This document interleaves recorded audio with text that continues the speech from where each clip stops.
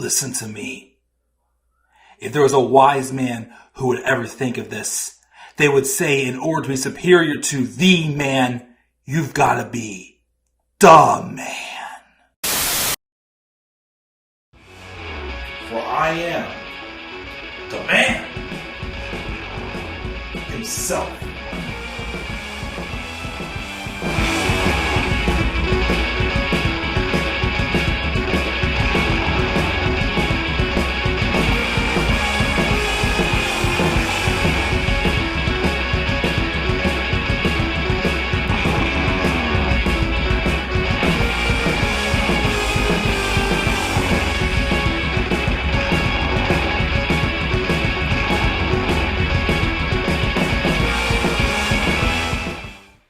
And hello all, and what is going on? How y'all doing tonight? This is the Club of the Man 1993, your undisputed Universal Champion. Because in order to be superior to the man, you've got to be the man. And for I am the man himself. I plan on using this stuff more as props, trying to do so, as I felt like putting the strap on my shoulder tonight, showing why I am the man. That's right. Although it is the man having the right championship, because it's color-coded for Raw, as we'll talk about Raw, that I gladly was able to find PNG images of these updated championships. Oh, that's right. We're going to be talking about how, of course, the women, again, the whole awkwardness between the Raw and SmackDown Women's Championships being on different brands, but we finally got new names for them. The names that I mentioned last month, what they should have done for Night of Champions, but they didn't. They let it go on longer, and let it be awkward longer. But at this point, I'm just like, whatever. But we're going to talk about this episode of Raw. The June 12th, 2023 episode of Raw. And it took place in Wichita, Kansas. And it was a sloppy episode. I'm sorry. Between the promos. So, the latest story, and I keep hearing, because a lot of normality is surfacing in WWE, meaning, again, Vince McMahon is apparently only coming to shows when they're near his home. Hence why he was backstage at Raw last week. This week, he was not. But as per usual as of late, he is, again, phoning in changes remotely for Raw and SmackDown for both shows. We all know by now, he's calling the shots. Triple H is just drinking the Kool-Aid, listening to him, and writing it out on paper. The latest rumor is, this past week's episode of Raw, he didn't really take anything out. He more so changed the order of the show and the timing. There apparently was one segment, though, that Triple H himself added back in, which was a segment that I thought was good and interested me a little bit. It did actually tell a story, something Triple H knows how to do, and that Vince doesn't. But again, I keep digressing and saying, as long as I'm going to be reviewing these shows, I give up on the whole hashtag fire Vince. Because unfortunately, I don't believe it's going to happen. It's not going to happen. But of course, I can tell the timing and stuff, and just the repetitiveness. Yeah, this show is just so sloppy. I just still find it funny that when Triple H was in charge, fully in charge, no Vince in his ear at all whatsoever, we weren't having botched promos. Becky Lynch, for crying out loud, stuttered like crazy over a promo this week. When was the last time that has ever happened? But we're going to get into it because I am tired and I've had a long day. I've been up early, but luckily, since I have an appointment tomorrow that I have to go into work late for, I will, of course, be up a little bit later, probably tonight, and trying to get a little bit more caught up. As I said in a post recently, the wedding planning is slowing down. There really is not much left. But hopefully after July 1st, I'll be able to start doing some more things again. And I'd like to, because I definitely miss doing some things. As again, we are on the road to 2,000 subscribers. I think last I checked, we're at 1,883. And I've gained a good 50 or so the past couple months. So the momentum is there. But your undisputed Blue Belt Universal Champion, the Club of the Man 1993, is ready, willing, and able. For I am the man himself. Let's roll in and talk about this episode of Raw, shall we? So we opened up with basically, it felt like Adam Pearce was saying, you know the deal, here's a new championship. Yes, it's the same as the men's title, except the white strap. Here you go. Rhea Ripley is officially no longer your SmackDown Women's Champion, but your Women's World Champion. Which, again, like the names, I like we finally fixed some awkward elephants in the room. I just still say whatever to the fact that it's basically the same title as the men's, except a different strap. Now, again, I do like the design, but it's like, come on, couldn't you make something just a little more unique for the women? The rumor is the reason why that they're leaving the belts the same designs as the men, except the colors are different, is because they're trying to make them feel just as important as the men's. Which I get. I guess I get that. It just still comes across as so lazy, though. Again, can't we just have something a little bit more unique? But whatever. I do like this design, though, better than the WWE Women's Championship, which Asuka has. Not for too long, because, woo! Charlotte Flair is back to take it and be a 15-time world champion. As for Rhea Ripley, cool, but again, she's got nobody to fight. She's got nobody to fight, because everyone in this women's division is meaningless. Meaningless. Most of them, at least. But that happens. Dom Dom comes out and celebrates with her. And he's like, you deserve it, and I'll always support you. And then, boom, boom. Wrestling has more than one royal family. So, Cody Rhodes came out. And basically, he disses on Rhea. Says he has all the respect in the world for her accomplishments. Or we can also talk about his match against The Miz later on tonight. But he points to the screen and about his confrontation with Dom Dom last week. And he tells Dom that he's not going to slap him across the face and get away with it. He challenged him to a match at Money in the Bank, and Dom's like, I'll embarrass you like he would anyone else. And the crowd chants, you suck. Cody then asks him to do it again for clarity's sake before demanding a yes or no answer. And then there was this awkward botch in there where it looked like The Miz missed his cue, and it was just weird as hell. But Miz came out. Rhea accepts a challenge for Dom on her behalf. And then Cody Rhodes had a match with The Miz. I feel like that they've wrestled already how many times, but Cody Rhodes, of course, beats The Miz, as you expect. And again, it's official. We're getting Dominic and Cody at Money in the Bank. Which, interesting, but now it's where does Cody go from here? Since he's not... he's probably going to be fighting Brock at Money in the Bank. I'm sorry, at SummerSlam. Now he's fighting Dom at Money in the Bank. But if he's not in Money in the Bank, and if he's not fighting Roman at SummerSlam, then when the hell is he going to fight him? Which this is inkling to me. They're probably going to wait till WrestleMania for him to fight Roman. I don't even know at this point when they're taking the belt off him. I heard a rumor the other day. They may have Roman keep the belt till 2025. Which makes me start to wonder. Are they only keeping the belt on Roman for longer? Because one, they know the moment Roman drops the belt, they're dead. Or two, because they're trying to prevent Roman from going to Hollywood. You see, that's why I'm pretty sure WWE resists on making some stars like this great, because they'll go off to Hollywood. And, of course, they don't want to lose them to Hollywood, but too bad.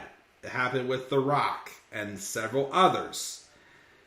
Happened to John Cena, of course. So, who knows? But if I'm being real, again, Roman got to 1,000 days. Cool. What else is there really left for him to do as champion? That's why I don't get why we're just not doing them, having Cody win the title off of Roman at SummerSlam. And plus two, we have absolutely nobody set up to fight Roman. So, awkward! Big hole in storytelling, and it's gonna, make for a boring fall, unfortunately, for the World Championship. And again, what is Cody gonna do in the meantime? Like, do you think Cody's... I mean, again, no offense to Dom, but do you really think Cody's gonna lose to Dom?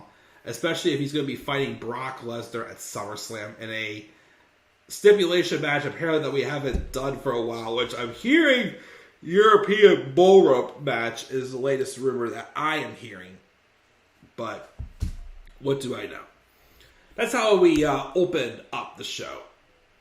We then see Becky Lynch hanging out with Sami Zayn and Kevin Owens backstage, which we just seen recently. Didn't Becky get emotional for them or something like that recently? No. I think it's whenever Sami had his entrance in Saudi Arabia at Night of Champions, which was just so great to see that happen, of course. She walks off on her own past Alpha Academy, which we saw then later on, and I'm pretty sure tonight I'll probably be doing a turn alert for Alpha Academy. I think it's official that they're baby faces. Them and Maxine Dupree, which we'll talk about them, of course, in a turn alert. Becky Lynch comes out, and like I said, she stumbled over this promo big time. I don't think I've ever seen Becky stumble over a promo. But basically, she's trying to say she's going to win Money in the Bank, and it's always eluded her, but this year she has a good feeling. She's been thinking about it, and the briefcase might even have more power than the champion. She wants the power to make the champion scared, and if you want of power, of fear, just look at Trish Stratus, who was so scared that she got herself Zoe Stark, her insurance policy, and in her mind, she already lost the match before it even started. Which out comes Zoe Stark, who again is my favorite at this point to win the women's Money in the Bank ladder match. Tells Becky, yo, you can't beat Trish. And you won't be able to beat me in a ladder match, because you won't be able to add the can't beat Zoe Stark to your list of failures. Becky says she's learned from every single one of her failures, and that's what makes her great. Zoe is built like a pit bull, but she lacks a personality. And Zoe asks if she doesn't own a mirror. Becky became relevant because somebody broke her face, which we've heard that how many times for weeks. And now she's scratching and clawing, trying to hold on to the fame. And off of that, she's holding on to Trish Stratus. Thank you, Trish. Zoe says she'll break her face again and make her famous. And Becky says she can come down here and fight. Which, that brings out Chelsea Green and Sonya Deville to interrupt. Basically, Chelsea comes out and says, you attacked her unprovoked last week. And not only did you fight back, you kept her tag team partner from losing her place in Money in the Bank. Becky says, let's have a match right now, and tells Zoe to take a seat and see why she's famous. And Zoe's on the stage. Becky Lynch beat Chelsea Green. That was that. We had a recap of last week's World Heavyweight Championship match between Seth Rollins and Damian Priest. The Judgment Day was backstage talking of Dominic's inevitable victory over Cody Rhodes. But Finn Balor is kind of like off on his own thinking. Priest says he's going to make Matt Riddle face his reckoning, and he asks that they let him go out there alone. Which he does, and he beats Matt Riddle in a pretty solid match. One of the better matches of the night for sure. Matt Riddle and Damian Priest for the final spot in the men's Money in the Bank ladder match. Eventually, Damian Priest does win with a nice razor's edge, and he qualifies for the last spot in the Money in the Bank ladder match. Now, again, I'm pretty sure at this point, my favorite's still LA Knight, but I definitely would say Damian Priest is a nice dark horse choice. He has gained a lot of momentum recently, and it looks like the story is he could soon be kicked out of the Judgment Day for JD McDonough. We'll talk about that segment in a second, because that segment was the one that Triple H apparently added back in. And, of course, it cut a random, nobody cared about match short, but we'll talk about that momentarily as well. Oh, yeah, and then Imperium came out, and Priest leaves as he goes face-to-face with Gunther, tell him to go ahead and pick the bones. Although, if they are going to be turning Damian Priest face, if they're not going to do Gunther versus Johnny Gargano at SummerSlam, why not Gunther and Damian Priest for the IC title? That would be a pretty good match. I like to see it. Power versus like a guy who has a combo of like everything and Damian Priest. Definitely go for it. I'd love to see it. But of course, they basically hit the ring and they beat down on Matt Riddle. As again, they're probably going to be doing Matt Riddle and Gunther at Money in the Bank. Kathy Kelly interviews Cody Rhodes backstage. Says Rhea, making the match official, is reoccurring labor. Judgment Day gassed Dominic up with cheap shot after cheap shot. But eventually, he's going to fall. Brock Lesnar won't show up, and Dom won't go away. So every second on his path to finishing the story, he's clinging to it. So you name him, nobody's going to knock him off his path. And he wishes Dom good luck at Money in the Bank. Yeah, again, what else is on this path if they really are going to extend Roman Reigns and Cody Rhodes to WrestleMania? Just to have Cody Rhodes win the Rumble again? Nah. Honestly, again, have Cody win the Chamber. That's what I'm going to say now. Just have Cody win the Chamber. Although we've seen that booking how many times. It didn't work the year before, so have him win the Chamber, blah, blah, blah. Even though the person who wins the Rumble again should be main eventing. Charlotte would have a great point about Rhea's match not main eventing night 1 of WrestleMania, which if it would have been a worthwhile match. But again, I'm sorry, I still agree that Sami and Kevin and the Usos was the right match to main event night 1. Natalya has a segment backstage saying that maybe never being the same is a good thing because being her hasn't gotten her anywhere and maybe she doesn't know how to be herself anymore.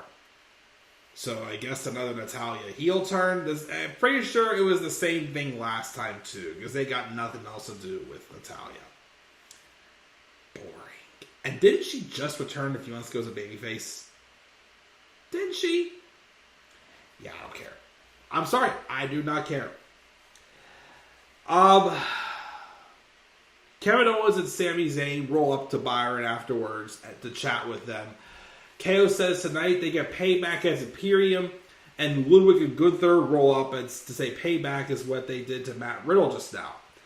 And then, of course, Kevin Owens gets hot, but Sami talks him down, points out that Riddle injured Baldy out. Yeah, they're calling Giovanni Vinci Baldy.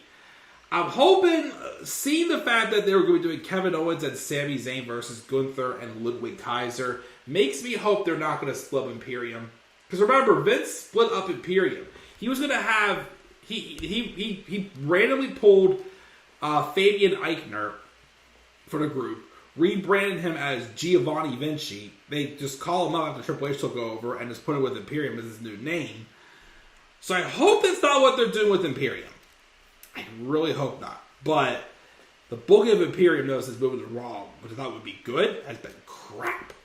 It's been absolute crap because all they do is fight Sami Zayn and Kevin Owens and lose, except when Gunther won last week against Kevin. But basically,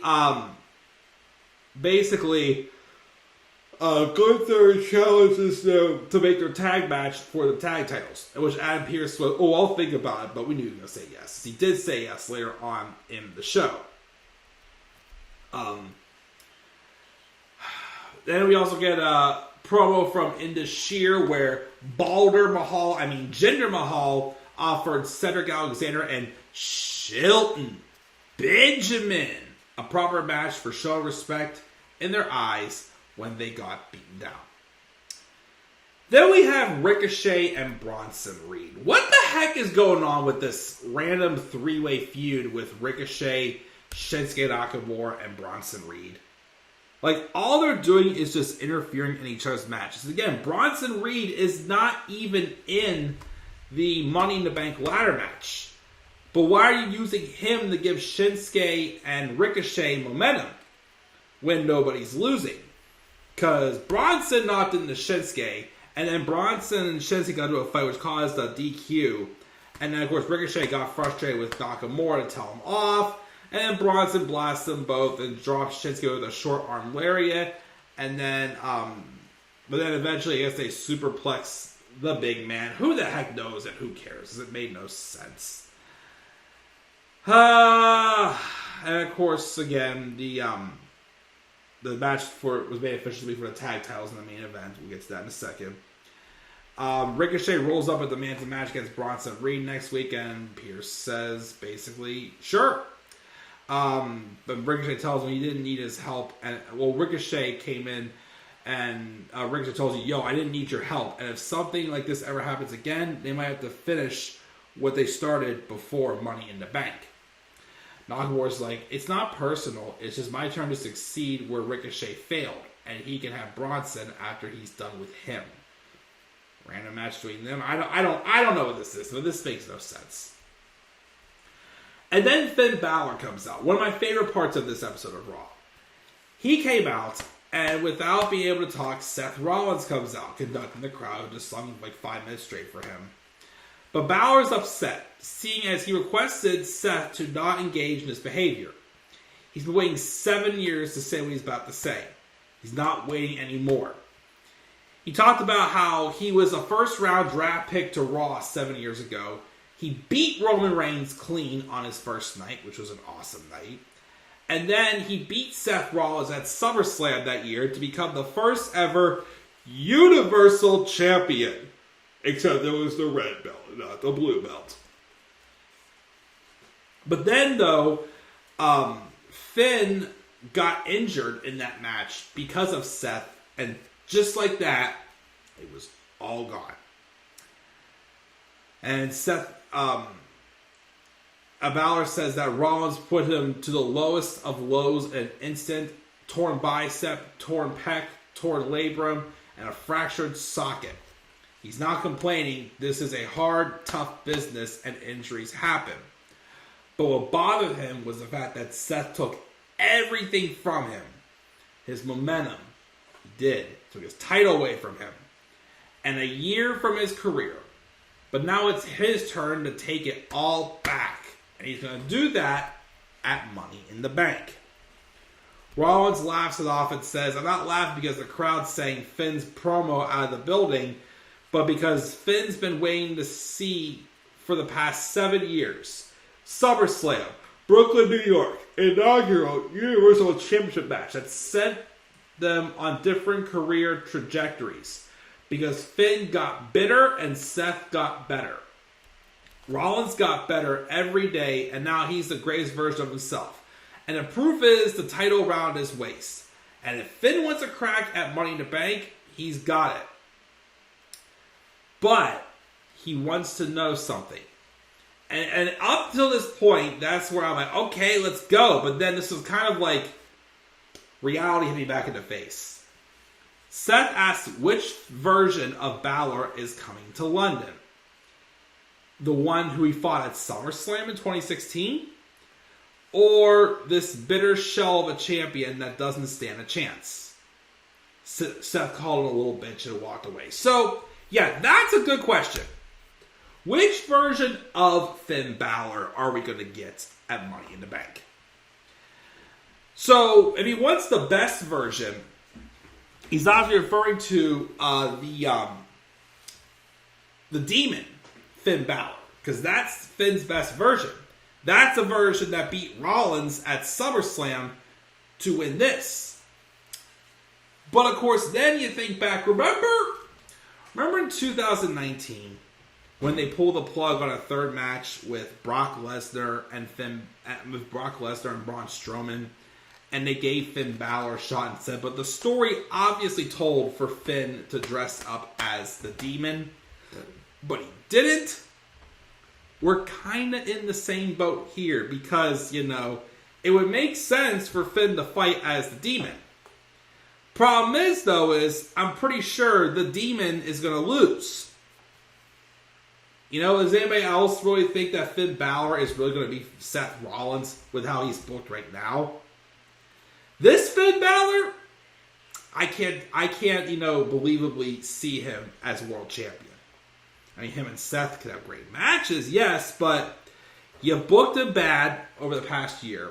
Well, spurts of good moments, but, obviously, not a good spot now. Again, especially the fact that, again, he lost the feud to Edge, but Judgment Day still exists. Tell me why that's the case. I still don't know why.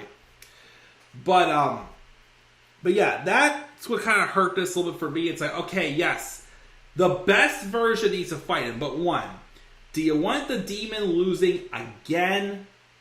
He lost to Roman Reigns. You watch. They'll probably do some screwy finish like they did at Extreme Rules 2021 with Finn Balor and Roman.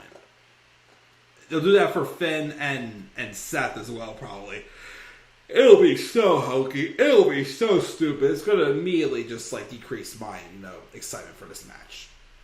So, not getting my hopes up there. It could be a good match, but the stuff around it I don't care about. Just like I didn't care about this match, Shayna Baszler and Raquel Rodriguez. Shayna won with a little help from Ronda. Cool. Chad Gable then beat Eric in 8 seconds. Only thing that really happened in the match was Valhalla came running after Maxine Dupree and Maxine tripped her, because this whole thing is basing on a match eventually between Maxine Dupree, who probably isn't really a wrestler, and Valhalla, who is boring to death right now. They cut that match short, though, because Triple H added back in this segment, which was good. This one is a storytelling segment. That makes sense. So Finn is chatting with JD McDonough, but then Damian Priest rolls up and asks him to have a word. He then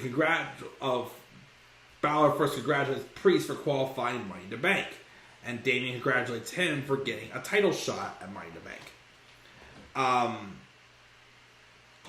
And Finn asked, would you cash in on me if I won? And Damian said, of course not. But he basically said, make all this tension worth it and end this with Seth at Money in the Bank. And he also basically asked, to please just stay out of my way. So they're still, teasing the eventual breakup where we do see Damian Priest kind of go his own way and start, crumbling up the Judgment Day. But, of course, probably just to make some room to put JD McDonough with Finn Balor. Which, again, we will see. Seth Rollins has an interview saying he laughs Finn Balor off, says he's as prepared as he can be. And the real question is if Finn is prepared for him. Because when he wins, Finn isn't just going to lose his mind. His buddy Damian Priest might be out on him, too. He's feeling spry and ready to blow the whole thing up. And it says next week on Raw, he's going to do an open challenge for his World Heavyweight Championship. Who will answer it? I don't know. But he did apparently answer to Braun Breaker's open challenge on NXT next week. Okay, we'll see how that goes, even though it's a little strange because, didn't Braun just lose to Carmelo Hayes? Would it be dumb to immediately throw him at the World Champion and lose there too? We'll see. It's a dream match, definitely, but is it the right time for it? Oh, yeah, then we also have an advertisement that next week will be the return of Logan Paul. Yay. Wonder what he's going to do. Who knows? Just keep him far away from a world title. Have somebody else beat his ass at SummerSlam, make him lose again, as he should. And then Kevin Owens and Sami Zayn retain the tag titles over Imperium's Gunther and Ludwig Kaiser. All I remember was that Matt Riddle tried to get involved in the match to go after Gunther, and Sami Zayn won with just a random blue thunder bomb, and he hasn't used it as a finisher for a long time, so why does that really make Imperium look good? Because Imperium's done nothing but lose and have scripted promos since coming over to Raw. When I really thought that Raw could easily be their show, they are not dominating the show. But that's basically it. That's Raw. Very messy, very choppy episode. Wasn't a fan. I gave it a C-. C-, we of course have the new Women's World Championship, which again, they're trying to keep the designs the same apparently because they're trying to make them both the men's and women's titles feel just as important. Good luck when you have no depth for your women's division, so we'll see.